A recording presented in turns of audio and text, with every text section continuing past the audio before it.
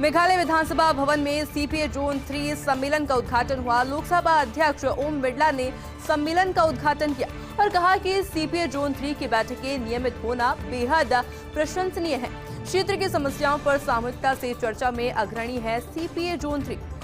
संगमा ने CPA zone 3 को सक्रिय बनाने में अहम भूमिका निभाई है और साथ ही साथ ओम बिरला ने आगे ये भी कहा कि देश में लोकतांत्रिक परंपराओं को समृद्ध करने में उनका अहम योगदान है। आज के दिन श्रेष्ठ परंपराएं स्थापित करने के लिए उनका नमन करते हैं। ओम बिरला ने आगे कहा कि जलवायु परिवर्तन आज दुनिया के समक्ष गंभीर चुनौती है। पर्यावरण में आ रहे असंतुलन में चर्चा बेहद जरूरी है और चर्चा और संवाद से हमने सभी समस्याओं का समाधान भी तलाशा है। प्रकृति के नजदीक रहना भारतीयों के मूल स्वभाव में, ऐसे में प्रकृति से हमारा आध्यात्मिक जुड़ाव भी रहा है। ओम बिरला ने आगे देखिए कहा है कि प्राकृतिक असंतुलन का समाधान भी इस मूल स्वभाव से ही निकलेगा। यहाँ मंथन से जो परिणाम निकलेंगे अनुरूप केंद्र और राज्य योजनाएं बनाएंगे और तकनीक का उपयोग करते हुए स्थानीय क्षमता विकास करना भी बेहद जरूरी है। ओम बिरला ने कहा है कि उत्तर पूर्व के लोगों का देश के विकास में योगदान है और ये सुनिश्चित भी किया जाएगा। यहाँ के नौजवान अद्भुत क्षमताओं और सामर्थ्य का धनी है। ऐसे में देश का गौरव बढ़ाने में उत्तर पूर्व के युवाओं का अहम योगदान देखा जा सकता है। यहाँ राज्यों की कनेक्टिविटी बढ़ने से राज्यों का विकास बढ़ेगा। वहीं कृषि, ढांचागत विकास सहित सभी क्षेत्रों में प्रदेश आगे बढ़ेंगे। तमाम बातें देखिए ओम बिरला ने अपने संबोधन में कही और साथ ही साथ में देखिए उन्होंने ये भी कहा है कि जिस तरह से जो युवा है लगातार आगे आ रहे हैं, इनका भी अहम योगदान रहा है। मेघालय विधानसभा भवन में सीपीए जोन 3 का सम्मेलन का उद्घाटन किया। लोकसभा अध्यक्ष ओम बिरला ने सम्मेलन का उद्घाटन किया और साथ ही साथ में कई गौरवमयी शब्द भी उनके द्वारा कहे गए। साफ तौर पर देखिए ओम बिरला ने कहा है कि सीपीए जोन 3 की बैठकें नियमित होना प्रशंसनीय है। क्षेत्र की समस्याओं पर सामूहिकता से चर्चा में अग्रणी है सीपीए जोन 3। साथ ही साथ देखिए उन्होंने ये भी कहा है कि संगमा ने सीपीए जोन 3 को सक्रिय बनाने में एक बड़ी ही अहम भूमिका निभाई है। देश में लोकतांत्रिक परंपराओं को समृद्ध करने में उनका बेहद ही अहम योगदान रहा है। आगे उन्होंने कहा कि आज के दिन श्रेष्ठ परंपराएं स्थापित करने के लिए उनका सभी नमन करते हैं। जलवायु परिवर्तन आज दुनिया के समक्ष एक गंभीर चुनौती बन गया है। इसी के साथ में देखिए पर्यावरण में आ रहे असंतुलन पर भी चर्चा होना बेहद जरूरी है। चर्चा और संवाद से हमने सभी समस्याओं का समाधान तलाश लिया है। प्रकृति के नजदीक रहना भारतीयों के मूल स्वभाव में रहा है। प्रकृति से हमारा आध्यात्मिक जुड़ाव भी रहा है। वहीं प्राकृतिक असंतुलन का समाधान भी इस मूल स्वभाव से ही निकल पाएगा।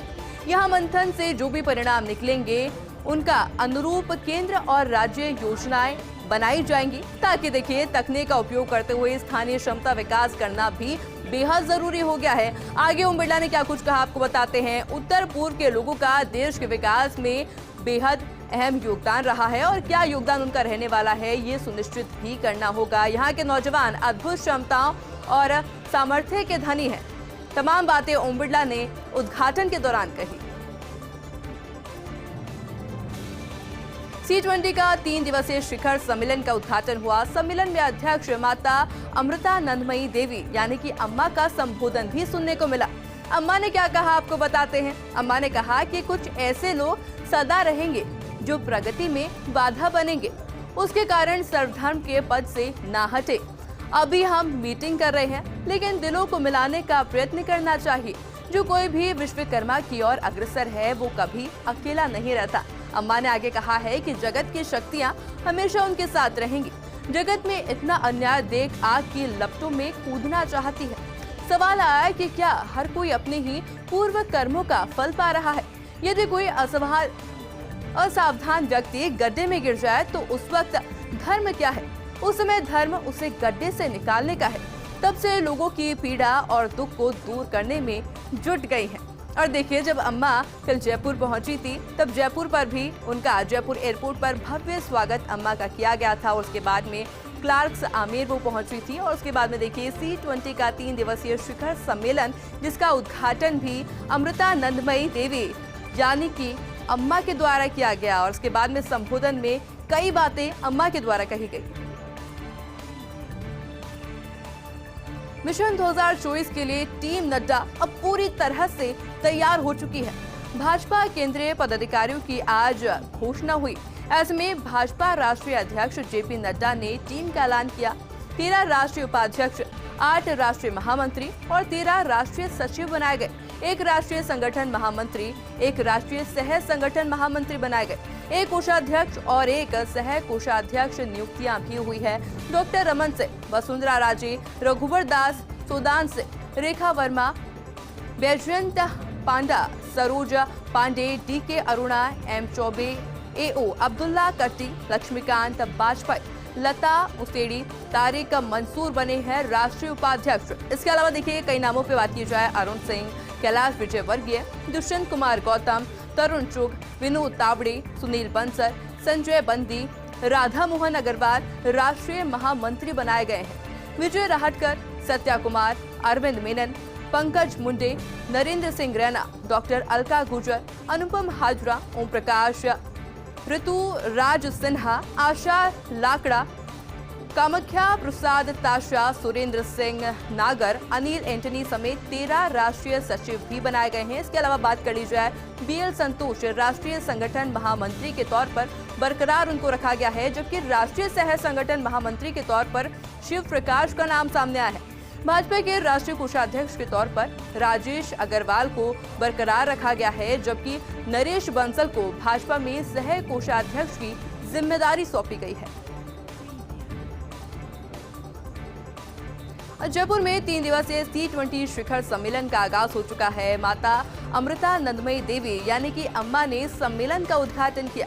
रक्षा मंत्री राजनाथ सिंह ने उद्घाटन सत्र को संबोधित भी किया। क्या कुछ कहा रक्षा मंत्री ने, चलिए आपको बताते हैं। माता अमृतानंदमयी के प्रति गहरा सम्मान, उन्होंने मानवता की सेवा की, वसुदेव कुटुंबकम की भावना, प्राणी, प्रकृति और पूरे जगत के प्रति सम्मान। हम पूरे विश्व को अपना घर मानते हैं। उपनिषदों में कहा गया है कि जो पिंड में है वही ब्रह्मांड में है, जो जड़ में है वही चेतन में है, जो मेरे में है वही तुम्हारे में है। एकीकृत स्वास्थ्य को दिशा में वर्किंग ग्रुप का काम कर रहा। हम सामाजिक और आर्थिक चुनौतियों का सामना कर रहे हैं। साथ ही साथ में देखिए रक्षा मंत्री राजनाथ सिंह ने आगे कहा है कि उससे निपटने में वर्किंग ग्रुप के सुझाव काम आएंगे। कई उदाहरण हैं जिसमें सरकार और सिविल सोसाइटी ने पूरक का काम किया है और साथ में चलकर मानवता के लिए काम भी किया है। हमारी पुरानी परंपरा में सिविल सोसाइटी का सोशल कल्चर वातावरण बनाने में अहम भूमिका का जिक्र भी राजनाथ सिंह द्वारा किया गया। सिविल सोसाइटी और सरकार का काम करने का तरीका बिल्कुल अलग है।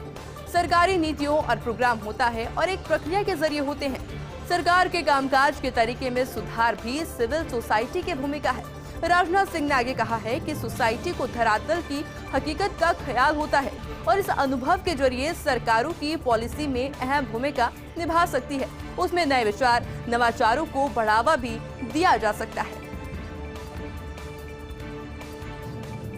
और मिशन 2024 के लिए टीम नड्डा अब पूरी तरह से तैयार हो चुकी है। भाजपा केंद्रीय पदाधिकारियों की आज घोषणा हुई है। एके एंटनी के बेटे अनिल एंटनी को भी टीम नड्डा में अब एंट्री मिल चुकी है। अप्रैल 2023 में भाजपा में शामिल हुए अनिल एंटनी बीबीसी डॉक्यूमेंट्री के मुद्दे पर जनवरी में कांग्रेस से दूरी बना ली थी और उसके बाद कांग्रेस से सभी पदों से इस्तीफा भी दे दिया था अनिल एंटनी ने। कांग्रेस के बड़े नेता एके एंटनी के पुत्र और अनिल एंटनी के जरिए केरल में ईसाई वोटर्स तक पहुंच बनाने की पूरी कोशिश अब की जाएगी, क्योंकि बीजेपी ने केरल में अब तक नहीं जीती है एक भी लोकसभा सीट।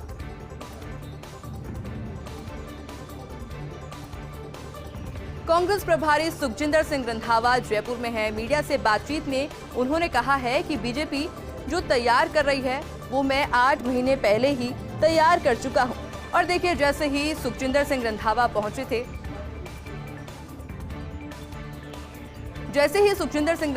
जयपुर एयरपोर्ट पर पहुंचे थे, भव्य स्वागत उनका किया गया था। मंत्री प्रताप सिंह खाचरियावाल जो कि खुद पहुंचे थे उनको रिसीव करने के लिए। इस दौरान मीडिया से बातचीत में उन्होंने क्या कहा, चलिए आपको बता देते हैं। बीजेपी जो आज तैयार कर रही है वो मैं 8 महीने पहले ही कर चुका हूँ। चुनाव को लेकर मेरे पास पूरा रोड मैप तैयार है।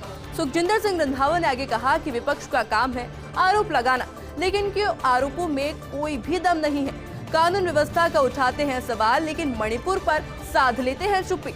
मणिपुर वाले मामले को डाइवर्ट करने के लिए राजस्थान पर कई सवाल उठाए जा रहे हैं। राजस्थान की कानून व्यवस्था पूरी तरह से मजबूत है। मिशन 2024 के लिए टीम नड्डा अब पूरी तरह से तैयार हो चुकी है। टीम नड्डा में सबका साथ सबका विकास की झलक भी देखने को मिल रही है। पसमानदा मुस्लिमों पर भाजपा का खास फोकस है। नई टीमों में पसमानदा मुस्लिमों को भी जगह मिली है। एएमयू के पूर्व कुलपति तारिक मंसूर बने भाजपा के राष्ट्रीय उपाध्यक्ष।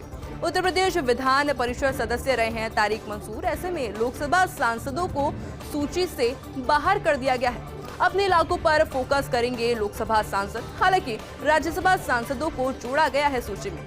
गुजरात से कोई नया नाम नहीं किया गया है शामिल और उत्तर प्रदेश से सबसे ज्यादा 6 नाम टीम नड्डा में शामिल है।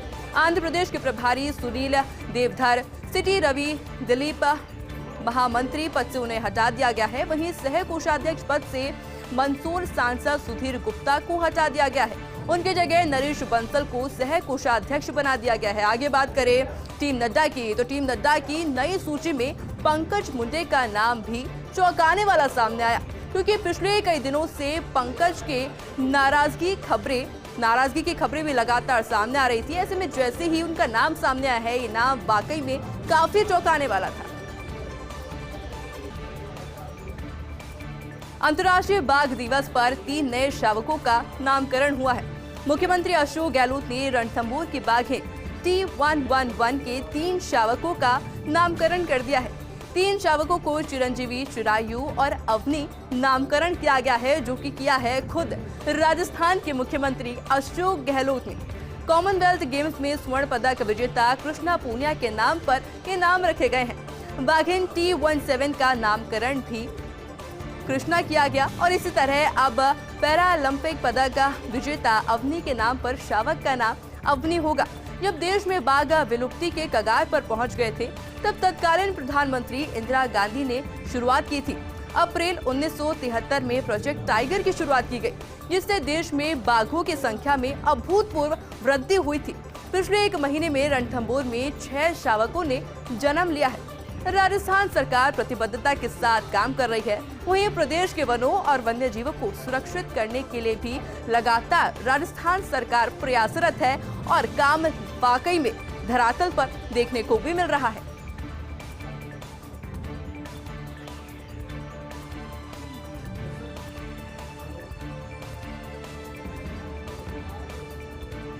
क्या राजस्थान में झटकों से उभर पाएगी बहुजन समाज पार्टी? 2 चुनावों में दम दिखाया, लेकिन अशोक गहलोत ने बड़े झटके दिए। 2008 की बात कर ले, 2008 में बसपा के 6 विधायक जीते थे और सभी कांग्रेस में शामिल हो गए हैं। 2018 में बसपा ने 6 विधायक जीते, वे भी कांग्रेस में शामिल हो गए। इसके अलावा करीब 1 दर्जन सीटों पर दूसरे नंबर पर रही थी बसपा। इस बार सर्वे में खिसकता रहा है बसपा का जंधार।